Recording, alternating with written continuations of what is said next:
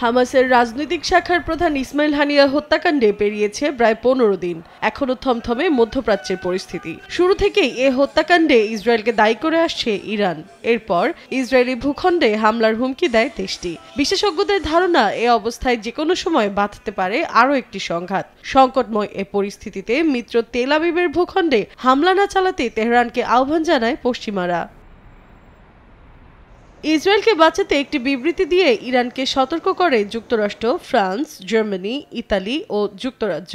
এর আগে নিজেদের ভেতর আলোচনা করেন তারা। বিবৃতিতে বলা হয়, তেহরানকে তেল আবিবের মাটিতে সামরিক হামলা চালানোর হুমকি থেকে সরে দাঁড়ানোর আহ্বান জানানো হয়েছে।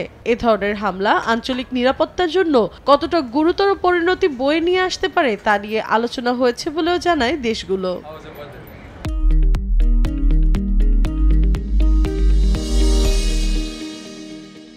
তবে পশ্চিমাদের রক্তচক্ষু উপেক্ষা করে তাদের আহ্বান প্রত্যাখ্যান করেছে ইরান। এ বিষয়ে ইরানের প্রেসিডেন্ট মাসুদ পেজেশকিয়ান বলেন, ইসমাইল হানিয়া হত্যাকাণ্ডের জবাব দেওয়ার অধিকার তার দেশে রয়েছে। মৌসুমী সাথী, সময় সংবাদ।